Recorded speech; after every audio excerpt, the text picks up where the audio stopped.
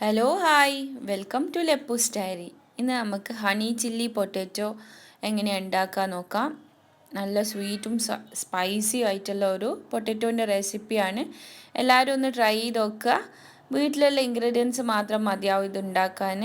അതേപോലെ വൈകുന്നേരമൊക്കെ ചായക്കൊക്കെ കൂട്ടാൻ പറ്റും. നല്ല അടിപൊളി റെസിപ്പിയാണ്. എല്ലാവരും ട്രൈ ചെയ്ത് നോക്കുക, എല്ലാവർക്കും ഇഷ്ടമാവും.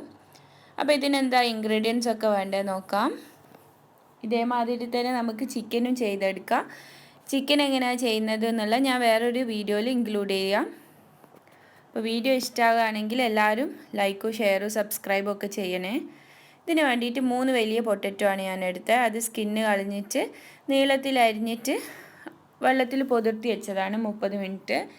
ഇനി ഇതൊന്ന് സ്ട്രെയിൻ ചെയ്തിട്ട് മാറ്റി വെക്കാം. ഇനി ഒരു പാത്രത്തിൽ 4 കപ്പ് വെള്ളം ചൂടാക്കി എടുക്കണം. നല്ലോണം ബോയിലായി വരുമ്പോൾ ആ വെള്ളത്തിലേക്ക് നമ്മൾ അരിഞ്ഞു വെച്ച പൊട്ടാറ്റോ ചേർത്തിട്ട് അതൊരു 5 മിനിറ്റ് ഒന്ന് ബോയിൽ ചെയ്തെടുക്കണം. 5 മിനിറ്റ് കറക്റ്റ് ബോയിൽ ചെയ്തതിന് ശേഷം ഈ പൊട്ടാറ്റോ നമുക്ക് സ്ട്രെയിൻ ചെയ്തെടുക്കാം.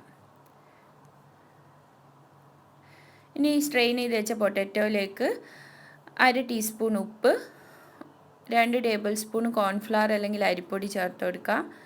ഇനി 1.5 ടേബിൾ സ്പൂൺ മൈദയും ചേർത്ത് കൊടുക്കാം. ഇനി ഇതൊക്കെ ഈ പൊട്ടറ്റോയിലൊന്ന് നല്ലോണം കോട്ട് ചെയ്തെടുക്കണം. അതിന് വേണ്ടിയിട്ട് വീഡിയോയിൽ കാണുന്നത് പോലെ തന്നെ ഒന്ന് മിക്സ് ചെയ്തെടുക്കാം. ഇത് കൈകൊണ്ട് ചെയ്യുമ്പോൾ ശ്രദ്ധിക്കുക. കൈകൊണ്ട് ചെയ്യുമ്പോൾ പൊട്ടറ്റോസ് പൊട്ടിപ്പോവാതിരിക്കാൻ ശ്രദ്ധിക്കണം. ഇനി ഈ പൊട്ടറ്റോ ഒന്ന് ഫ്രൈ ചെയ്തെടുക്കണം. അതിന് വേണ്ടിയിട്ട് ഒരു പാൻ അടുപ്പിൽ വെച്ചിട്ട് അതിലേക്ക് ആവശ്യത്തിന് ഓയിൽ ചേർത്ത് കൊടുക്കുക. പൊട്ടറ്റോ ഡീപ്പ് ഫ്രൈ ചെയ്യാൻ പാകത്തിനുള്ള ഓയിൽ ചേർത്ത് കൊടുക്കുക. ഇനി പൊട്ടറ്റോസ് ഓരോ പീസസായി എടുത്തിട്ട് ഓയിലിട്ടിട്ടൊന്ന് നല്ലോണം ഫ്രൈ ചെയ്തെടുക്കണം. ചൂടായി വന്ന ഓയിൽ മീഡിയം ഫ്ലെയിമിൽ ഇട്ടിട്ട് വേണം പൊരിച്ചെടുക്കാൻ. പെട്ടെന്ന് തന്നെ പൊട്ടറ്റോ ഫ്രൈ ആയി കിട്ടും. ഒന്ന് തിരിച്ചും മറിച്ചും ഇട്ടിട്ട് ചെറുതായിട്ട് ഒരു ഗോൾഡൻ ഷെയ്ഡ് വരുമ്പോൾ നമുക്കിത് കോരിയെടുക്കാം. ഇതേപോലെ എല്ലാ പൊട്ടറ്റോസും ഫ്രൈ ചെയ്തെടുക്കാം. ഇനി ഈ ഫ്രൈ ചെയ്ത വെച്ച പൊട്ടറ്റോ വീണ്ടും നല്ലോണം എണ്ണ ചൂടാക്കിയിട്ട് ഒന്ന് ഹൈ ഫ്ലെയിമിലിട്ടിട്ട് ഒന്നുകൂടെ പൊരിച്ചെടുക്കാം. ഇങ്ങനെ ചെയ്യുന്നത് എന്തിനാണെന്ന് വെച്ചാൽ പൊട്ടറ്റോ നല്ല ക്രിസ്പി ആയി കിട്ടാൻ വേണ്ടിയിട്ടാണ്.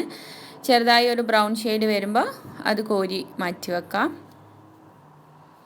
ഇനി സോസ് റെഡിയാക്കാൻ വേണ്ടിയിട്ട് ഒരു പാൻ അടുപ്പിൽ വെച്ചിട്ട് അതിലേക്ക് 1.5 ടേബിൾ സ്പൂൺ ഓയിൽ ചേർത്ത് കൊടുക്കുന്നുണ്ട്. ഇതിലേക്ക് 1 ടീസ്പൂൺ വെളുത്തുള്ളി അരിഞ്ഞ് വെച്ച് ചേർത്ത് കൊടുക്കാം. പിന്നെ ഒരു 2 ടേബിൾ സ്പൂണ് ഉള്ളിയാണ് ചേർത്ത് കൊടുക്കുന്നത്. പിന്നെ 1 ടേബിൾ സ്പൂണ് വെളുത്ത എള്ള് ചേർത്ത് കൊടുക്കുന്നുണ്ട്. ഇതൊന്ന് നല്ലോണം ഫ്രൈ ചെയ്തെടുക്കണം 1 മിനിറ്റ് ഒന്ന്. എന്നിട്ട് 1 ടീസ്പൂണ് സോയാ സോസ് ചേർത്ത് കൊടുക്കുന്നുണ്ട്. 2 ടേബിൾ സ്പൂണ് ഹോട്ട് സോസ് ചേർത്ത് കൊടുക്കുന്നുണ്ട്. 1/2 ടീസ്പൂണ് പെപ്പറും ചേർത്ത് കൊടുക്കുക. പിന്നെ 1 ടീസ്പൂണ് വിനെഗറും ചേർത്ത് കൊടുക്കുക. ഈ സമയത്ത് ഫ്ലെയിം ഹൈയിൽ വെക്കണം. എല്ലാം ഒന്ന് മിക്സ് ചെയ്ത് കൊടുക്കുക.